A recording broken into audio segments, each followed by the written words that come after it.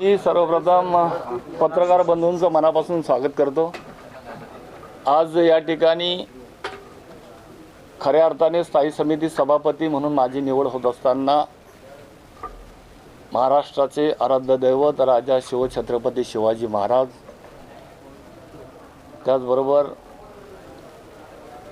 छत्रपती संभाजी महाराज, त्याचबरोबर या ठिकाणी भारतीय घटनेचे शिल्पकार डॉक्टर बाबासाहेब आंबेडकर, या ठिकाणी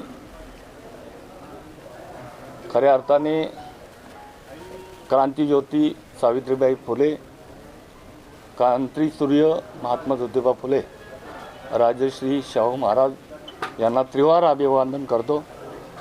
खऱ्या अर्थाने आपल्या देशाचे प्रधानमंत्री आदरणीय नरेंद्रभाई मोदी साहेब, त्याचबरोबर आपल्या या महाराष्ट्र राज्याचे आपले लाडके अभ्यासू नेतृत्व मुख्यमंत्री देवेंद्र फडणवीस साहेब देवाभाऊ, त्याचबरोबर या ठिकाणी भारतीय जनता पार्टीचे प्रदेश अध्यक्ष रवींद्र चव्हाण साहेब, महाराष्ट्र राज्याचे वनमंत्री, पालघर जिल्ह्याचे पालकमंत्री आणि ठाणे जिल्ह्याचे संपर्कमंत्री आणि या नवी मुंबईला घडवणारे, नवी मुंबईला दिशा देणारे, नवी मुंबईतील सर्वसामान्य नागरिकांना न्याय देणारे, ही नवी मुंबई महानगरपालिका स्थापन झाली त्यापासून एक हाती ज्यांच्या हाती सत्ता आहे, लोकांनी ज्यांना विश्वासानं ही सत्ता दिली, असे या नवी मुंबईचे लोकनेते आमचे वडीलधारी मार्गदर्शक गणेशजी नाईक साहेब, त्याचबरोबर या ठिकाणी ठाणे जिल्ह्याचे माजी खासदार आदरणीय संजीवजी नाईक साहेब, ऐरोली मतदारसंघाचे प्रथम आमदार आदरणीय युवा नेते संदीपजी नाईक साहेब यांच्या मार्गदर्शनाने आणि या ठिकाणी या नवी मुंबईचे माजी महापौर आणि आता सध्या सभागृह आमचे सभागृह नेते आणि या नवी मुंबईचे युवा नेते आदरणीय सागरजी नाईक साहेब यांच्या सहकार्याने, त्याचबरोबर या ठिकाणी या नवी मुंबईचे सन्माननीय महापौर महोदया, सन्माननीय उपमहापौर साहेब, त्याचबरोबर या ठिकाणी सन्माननीय सर्व सभागृहातील सदस्या, पत्रकार, मोठ्या संख्येने जमलेले पत्रकार बंधू, मोठ्या संख्येने जमलेले माझे प्रेक्षक वर्ग, मी सर्वप्रथम आज माझी स्थायी समिती सभापती निवड झाली आणि आपल्या सर्वांनी या ठिकाणी विश्वासानं ही स्थायी समिती एक महत्त्वाची समिती मानली जाते आणि या समितीमध्ये निवड झाल्यानंतर मी सर्वप्रथम सगळ्यांचं आभार मानतो। आई वडिलांनी मला अतिशय विश्वासानं सर्वसामान्य जनतेची सेवा करण्यासाठी मोठा आशीर्वाद दिलेला।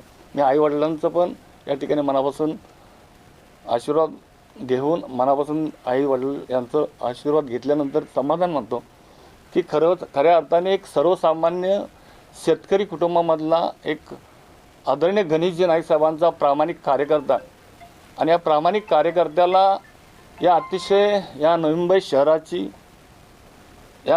शहराचा जो येणारा जो निधी आहे, ज्या शहरासाठी चांगल्या पद्धतीनं ज्या ठिकाणी योग्य ठिकाणी खर्च करण्यासाठी गरज आहे, अशा सर्व जबाबदारी ही फार मोठी आहे।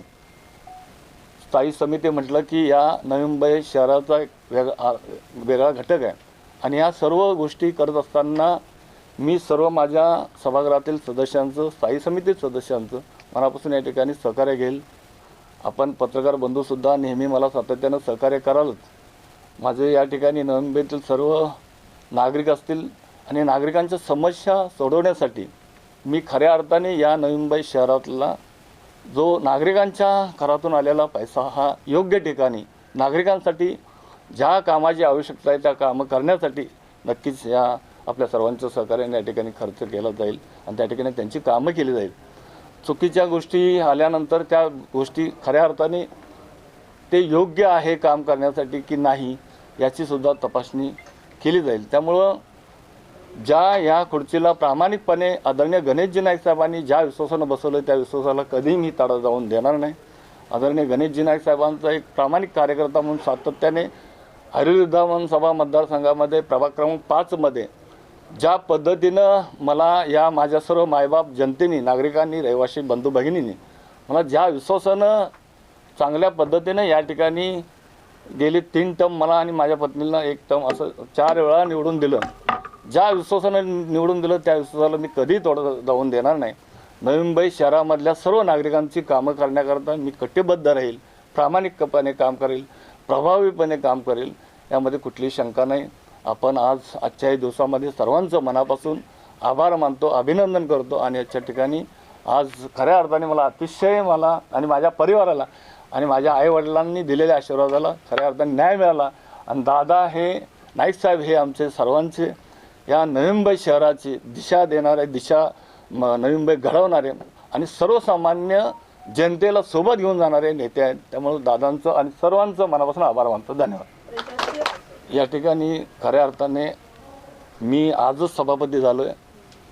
मी आदरणीय आयुक्त साहेबांसोबत ज्या वेळेला या नवी मुंबई शहराचं आतापर्यंत या 10 वर्षामध्ये ज्या पद्धतीनं खर्च मध्यंतरी 5 वर्षाच्या कालावधीमध्ये आपलं या ठिकाणी प्रशासन होतं, या ठिकाणी आपली ही बॉडी नव्हती, त्यामुळं त्या गोष्टीचा नक्कीच येणाऱ्या निधीचा लेखाजोखा घेतला जाईल आणि सर्वसामान्य जनतेसाठी खर्च करण्यासाठी आपण पुढील कारवाई करू आणि प्रामाणिकपणे करू.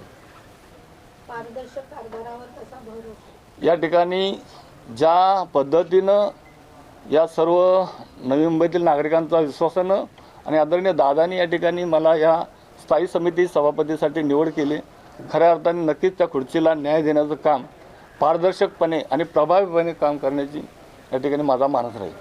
अच्छा काम करते समय कोई भी जो विरोधक है वो अंजाम हमारे लगाते रहेगा, मगर जो अच्छा काम जनते का हित का काम जो रहेगा वो हम प्रामाणिकपणे करते रहेगा और करते रहेंगे. उसका पूरा अगर ये काम लोगों के लिए, नागरिक के लिए सच्चा जरूरी है काम करने लायक, तो हम जरूर करेंगे. अच्छा काम का हम हमेशा स्वागत करते रहेंगे और जो काम करने का, अगर जो काम करने का नहीं है, वो खाली जनते का पैसा वेस्ट नहीं करने का, उधर थोड़ा देखभाल करेंगे. प्रशासकीय काळात तिजोरीवर फार